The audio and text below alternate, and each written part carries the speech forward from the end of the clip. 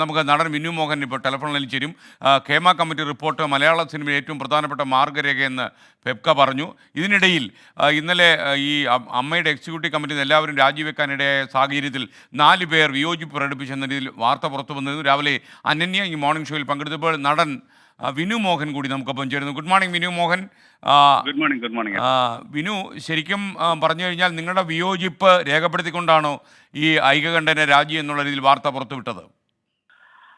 ചേട്ടാ, അത് നമ്മളൊരു വിയോജിപ്പ് എന്നല്ല നമ്മള്, കാരണം ഇതിൽ കൃത്യമായിട്ട് ഇപ്പൊ ഒരു രാജി എന്ന് പറയുന്ന ഒരു എല്ലാവരും ഒരുമിച്ച് മാറി നിന്ന് നമ്മൾ ജനറൽ ബോഡിയെ ഫേസ് ചെയ്യണം എന്ന് പറയുമ്പോൾ എന്റെ കൺസേൺ ഞാൻ രേഖപ്പെടുത്തിയത് എന്താന്ന് വെച്ചാൽ, നമ്മൾ ഈ അമ്മ അസോസിയേഷൻ എന്ന് പറയുന്നത് 506 പേരുടെ ഒരു കൂട്ടായ്മയാണ്. 506 പേരോളം നമുക്ക് മെമ്പേഴ്സ് ഉണ്ട്. ഇതിൽ ഈ ഒരുപാട് സാമ്പത്തികമായിട്ടും അല്ലെങ്കിൽ ആരോഗ്യപരമായിട്ടും ഒരുപാട് ബുദ്ധിമുട്ടുകൾ അനുഭവിക്കുന്ന ഒരുപാട് പേര് നമ്മുടെ സംഘടനയിലുണ്ട്. അപ്പം ഇവർക്ക് കൈനീട്ടം പോലെ അല്ലെങ്കിൽ ഇവരുടെ മെഡിക്കൽ സഹായങ്ങൾ പോലെ നമ്മൾ കുറെ കാര്യങ്ങൾ നമ്മൾ അവർക്ക് കൊടുക്കുന്നതാണ്. അപ്പം ഈ മെമ്പേഴ്സിന് എന്തെങ്കിലും പറ്റുമോ അല്ലെങ്കിൽ ഇത് അവർക്ക് കിട്ടാതിരിക്കുമോ എന്നുള്ളൊരു കൺസേൺ ആയിരുന്നു ഞാൻ രേഖപ്പെടുത്തിയിരുന്നത്.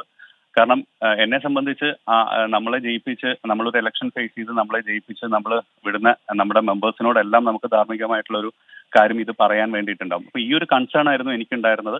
ആ കൺസേൺ നമ്മളൊരു ഓൺലൈൻ മീറ്റിംഗ് എല്ലാവരും കൂടെ കൂടിയിട്ടുണ്ടായിരുന്നു, ഒരു എക്സിക്യൂട്ടീവ് മീറ്റിംഗ് കൂടിയിട്ടുണ്ടായിരുന്നു. ഈ മീറ്റിംഗിൽ നമ്മളത് സംസാരിക്കുകയും അല്ലാതെയും ഫോണിലൂടെ നമ്മളുടെ ഓഫീസ് വേഴ്സ് ആയിട്ടുള്ളവരോടൊക്കെ നമ്മളിത് സംസാരിക്കുകയും ചെയ്തു.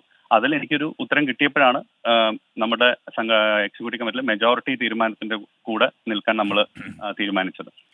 വിനു, യഥാർത്ഥത്തിൽ ഈ ചില ഇപ്പോൾ കെ ബി ഗണേഷ് കുമാറിനെ പോലെയുള്ള അമ്മയുടെ ആദ്യകാല നേതാക്കന്മാരിൽ ഒരാൾ വളരെ സങ്കടത്തോടെ യഥാർത്ഥത്തിൽ ഇങ്ങനെ സംഭവിക്കാൻ പാടില്ലായിരുന്നു എന്ന രീതിയിലുള്ള അഭിപ്രായങ്ങൾ ഇന്നലെ തന്നെ പ്രകടിപ്പിച്ചിരുന്നു.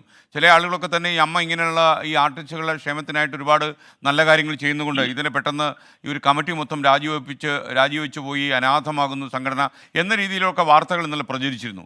അപ്പോൾ ശരിക്കും ഈ യഥാർത്ഥത്തിൽ ഈ ഒന്നടങ്കം രാജിവെച്ച് പോകണം എന്ന അഭിപ്രായപ്പെട്ടവരുടെ പൊതുവിൽ, ഞാൻ ആരുടെയും വ്യക്തിപരമായി ചോദിക്കുന്നില്ല, പൊതുവിലുള്ള ഒരു നിലപാട് എന്തായിരുന്നു ഈ കാര്യത്തിൽ? എന്തുകൊണ്ട് മുഴുവൻ പേരും, ചില ആൾക്കാർ വരുന്ന ആരോപണ വിധേയർ മാത്രം രാജിവെച്ച് മാറി നിന്നാൽ പോരെ? ചേട്ടാ, അതില് നമുക്ക് ബേസിക്കലി ഇപ്പൊ ഒരു സംഘടനയുടെ ഒരു മര്യാദയുണ്ട്. നമ്മളുടെ ഒരു മെജോറിറ്റി തീരുമാനത്തിലേക്ക് നമ്മൾ പോകും. പിന്നെ അത് മാത്രമല്ല, ഇപ്പൊ അമ്മ അസോസിയേഷൻ എന്ന് പറയുന്ന ഈ സംഘടനയുടെ ഒരു സുപ്രീം പവർ എന്ന് പറയുന്നത് നമ്മളുടെ ജനറൽ ബോഡിയാണ്.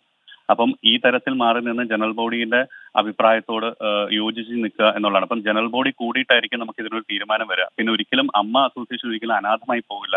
നമ്മളുടെ ഈ മെമ്പേഴ്സിന് കിട്ടേണ്ട എല്ലാ കാര്യങ്ങളും കൃത്യമായി കിട്ടും എന്ന് ഉറപ്പ് വരുത്തിയതിന് ശേഷമാണ് നമ്മളിങ്ങനെ ഒരു തീരുമാനത്തിൽ പോയതും ഒരു മെജോറിറ്റി തീരുമാനത്തിന്റെ കൂടെ നിന്നതും.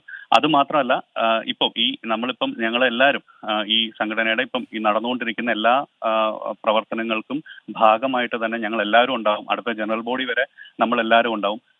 ഇതിന്റെ ഭാഗമായിട്ടും ഈ പ്രവർത്തനങ്ങളിലൂടെ തന്നെ ഉണ്ടാവും. അതിനുശേഷം ജനറൽ ബോഡി തീരുമാനിക്കുന്ന ഒരു കമ്മിറ്റി, അത് ആര് വേണമെന്ന് ജനറൽ ബോഡിക്കാണ് അതിന്റെ ഒരു സുപ്രീം പവർ ഉള്ളത്. അപ്പം അവർ തീരുമാനിക്കുന്ന പോലെ അടുത്ത കമ്മിറ്റി ഉണ്ടെങ്കിൽ കമ്മിറ്റിയിലേക്ക് നമ്മളെല്ലാവരും ഉണ്ടാവും. അല്ലെങ്കിൽ അവർ തീരുമാനിക്കുന്ന ആൾക്കാർ നമ്മുടെ കമ്മിറ്റിയിലേക്ക് വരും. കാരണം അവരാണ് അതിന്റെ സുപ്രീം പവർ. സോ അതുവരെയുള്ള പ്രവർത്തനങ്ങളും ഈ കൈനീട്ടം പോലുള്ള കാര്യങ്ങളും മെഡിക്കൽ ഇൻഷുറൻസ് പരമായിട്ടുള്ള കാര്യങ്ങളും എന്ത് പ്രവർത്തനങ്ങളും നമ്മളെ ഓഫീസ് വർക്ക് ചെയ്യുന്നുണ്ട്. നമ്മളെല്ലാവരും അതിന്റെ കൂടെ തന്നെയുണ്ട്. ഈ അമ്മയുടെ നേതൃനിരയിലേക്ക് ഒരു പുതിയ തലമുറ വരണം, തലമുറ മാറ്റം വേണം എന്നൊക്കെയുള്ള അഭിപ്രായഗതികൾ ഉയരുന്നുണ്ട് അമ്മയ്ക്കകത്തും പുറത്തും. അപ്പോൾ ഇതിനെക്കുറിച്ചൊക്കെ വിനുവിൻ്റെ ഒരു നിലപാട് എന്താണ്? ഇപ്പം സംഘടനാപരമായിട്ട് എല്ലാവരും, പല ആൾക്കാർ, ഇപ്പം ഞാൻ ആദ്യമായിട്ടാണ് സംഘടനയുടെ ഒരു ഭാഗമായിട്ട് വരുന്നത്. അപ്പം നമ്മളുടെ തോട്ട്സിലുള്ള നമ്മളുടെ ചിന്തയിലുള്ള പല കാര്യങ്ങളും നമുക്ക് ഇംപ്ലിമെന്റ് ചെയ്യാൻ സാധിച്ചിട്ടുണ്ട്. എനിക്ക് തോന്നുന്നു ഇപ്പം ഒരു 57 ദിവസത്തോളമാണ് നമ്മളുടെ ഒരു കമ്മിറ്റി പോയിരുന്നത്. ആ സമയത്ത് നമ്മൾ പലപ്പോഴും ഇപ്പം ജനങ്ങളെയും നമ്മൾ അതിന്റെ പരിഗണിച്ച് അവർക്കും വേണ്ടിയിട്ടുള്ള കാര്യങ്ങൾ, ഇപ്പോൾ ഒരു ഡാൻസ് ശില്പശാല പോലെ ഒരു ക്ലാസ്സുകളും കാര്യങ്ങളും ഒക്കെ നമ്മൾ നടത്തിയതാണ്. അതൊക്കെ വാർത്തകളിലൂടെ നമ്മളെല്ലാം കണ്ടിട്ടുള്ളതാണ്. ഈ തരത്തിൽ ഒരുപാട് പബ്ലിക്കിനും ചെയ്യാൻ പറ്റുന്ന, അവരെയും നമുക്ക് സപ്പോർട്ട് ചെയ്യാൻ പറ്റുന്ന രീതിയിലുള്ള കുറേയധികം പ്രവർത്തനങ്ങൾ നമ്മൾ പ്ലാൻ ചെയ്തിരുന്നതാണ്. നമുക്ക് കൃത്യമായിട്ടുള്ള കാര്യങ്ങൾ, അത് തീർച്ചയായിട്ടും ഇനിയും വരുന്നവരും വരും. നമ്മൾ ഓരോരുത്തരും പുതിയ ഇപ്പം ഞാൻ വന്ന പോലെ ഇനി ഒരുപാട് പേര് ഈ സംഘടനയിലേക്ക് വരും, കൃത്യമായി പ്രവർത്തിക്കാൻ പറ്റുന്ന അല്ലെങ്കിൽ കൃത്യമായി ഇതിനെ ഒരു നിലപാടുകൾ അല്ലെങ്കിൽ കൃത്യമായ കാര്യങ്ങൾ ഒരു സംഘടനാ സംഘടനാപരമായിട്ടുള്ള കാര്യങ്ങൾ വളർത്താൻ വേണ്ടിയിട്ട് നിലനിൽക്കുന്ന ആൾക്കാർ തീർച്ചയായിട്ടും സംഘടനയിൽ തന്നെ വരണം എന്ന് തന്നെയാണ് അഭിപ്രായം. കാരണം അങ്ങനെ വരുമ്പോഴാണ് ഒരു സംഘടനയുടെ വലിപ്പം വലുതായി വരിക.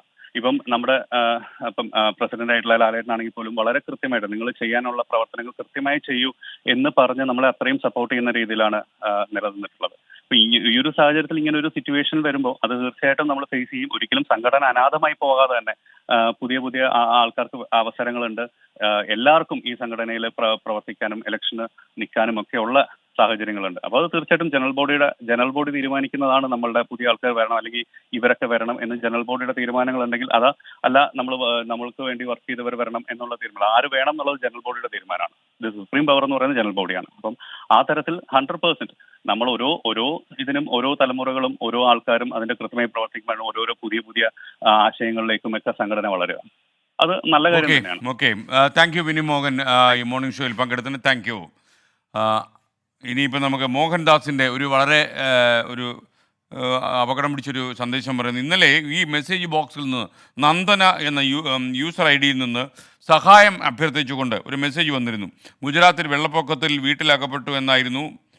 എന്തായി ആവോ? തീർച്ചയായിട്ടും അതൊരു കള്ള സന്ദേശമായിരിക്കും ഈ മെസ്സേജ് ഗ്രൂപ്പിൽ നിന്നാണെങ്കിൽ. ഇങ്ങനെയുള്ള ഞാനിപ്പോൾ ഈ സ്ഥലത്ത് നിൽക്കുകയാണ്, എനിക്ക് 150 രൂപ അത്യാവശ്യമായിട്ട് വേണം, എനിക്ക് 1000 രൂപ അത്യാവശ്യം വേണം, ഇങ്ങനെയൊക്കെ പറയുന്ന കള്ള സന്ദേശങ്ങൾ ഒരുപാട് പ്രചരിക്കുന്നുണ്ട്. അപ്പോൾ ഇത്തരം സന്ദേശങ്ങൾ വന്നാൽ ക്രോസ് ചെക്ക് ചെയ്യാതെ നിങ്ങൾ ഒരിക്കലും സഹായം എത്തിച്ചു കൊടുക്കരുത്. കാരണം ഇങ്ങനെ സഹായം തേടിയുള്ള ഒരുപാട് വ്യാജ സന്ദേശങ്ങൾ നാട്ടിൽ പ്രചരിക്കുന്ന സാഹചര്യത്തിലാണ് ഞാൻ നിങ്ങളെ ഓർമ്മപ്പെടുത്തുന്നത്.